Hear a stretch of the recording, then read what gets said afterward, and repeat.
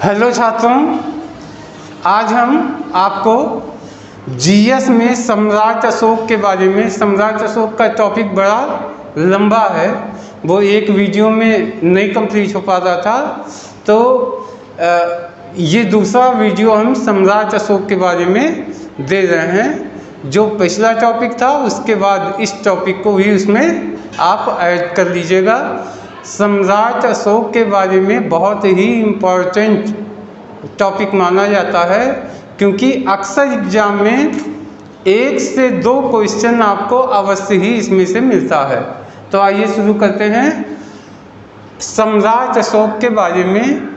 इनके जो स्तंभ लेख मिले हैं, स्तंभ लेख, वो 7 स्तंभ लेख मिले हैं और जिनकी लिपि ब्राह्मी है, यानी ब्राह्मी लिपि में 7 स्तंभ अभिलेख उनको मिले हैं।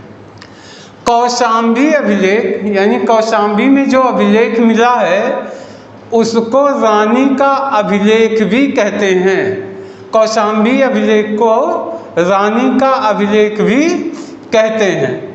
इनका सबसे लंबा 7वां अभिलेख है, बहुत इंपॉर्टेंट है। सबसे लंबा अभिलेख 7वां अभिलेख होता है।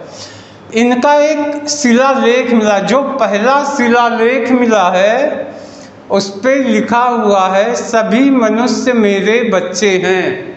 जो पहला अभिलेख मिला है उस पर लिखा हुआ है कि सभी मनुष्य मेरे बच्चे हैं। उनका एक अभिलेख और मिला है, इसको कहते हैं सार-ए-कुना अभिलेख। ये ग्रीक और आर्मेइक लिपि में लिखी गई है। ग्रीक और आर्मेइक लिपि में लिखी गई है। इसके बाद यहाँ आ जाते हैं, उनके समय में, सम्राट अशोक के समय में मुख्यमंत्री और पुरोहित की नियुक्ति का परीक्षण होता था। नियुक्ति के लिए एक परीक्षण किया जाता था, बहुत ही सख्त परीक्षण किया जाता था। उसके बाद ही पुरोहित या मुख्यमंत्री की नियुक्ति होती थी। उस परीक्षण को उपधा परीक्षण कहते हैं। उस परीक्षण को उपधा परीक्षण कहते हैं। इनकी मंत्री परिषद भी होती थी और मंत्री परिषद के सदस्य जो होते थे उनकी संख्या 12, 16, 20 में से होती थी। या 12 हो या 16 हो या 20 होती थी। उनके अर्थशास्त्री भी होते थे, जो अर्थव्यवस्था का हिसाब किताब और उसका नीतियां बनाते थे।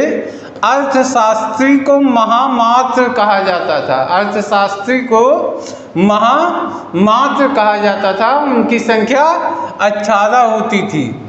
सम्राट अशोक के बारे के समय में जो जासूस होते थे, जासूस को चर कहते थे। जासूस को चर कहते थे।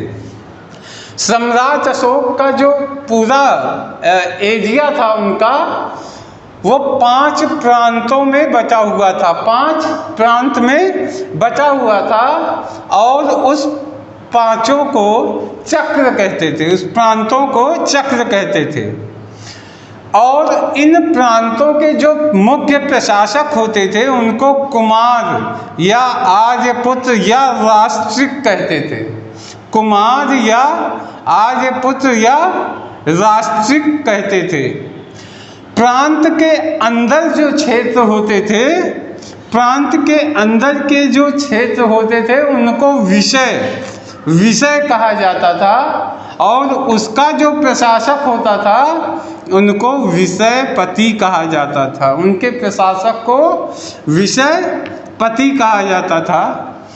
सबसे छोटी इकाई ग्राम हुआ करती थी। सबसे छोटी इकाई ग्राम होती थी और उसके मुखिया ग्रामीक कहे जाते थे। उसके मुखिया क्या कहे जाते थे? ग्रामीक। 10 ग्राम को मिला करके एक गोप बनता था। 10 ग्राम को गांव को मिला के क्या बनता था? एक गोप बना करता था। तो इस तरीके से इस वीडियो में हमने दूसरे वीडियो में ये सम्राट अशोक के बारे में इतने फंजा मुख्य चीज़ें इकट्ठी की है, लेकिन अभी ये ख़त्म नहीं हुआ है, इसलिए एक और वीडियो हम देंगे, तब जाके सम्राट अशोक का पूरा टॉपिक कवर होगा। तो चैनल को सब्सक्राइब कर लीजिएगा, जिससे हमारा वीडियो आते ही आप उसको देख सकें। Thank you.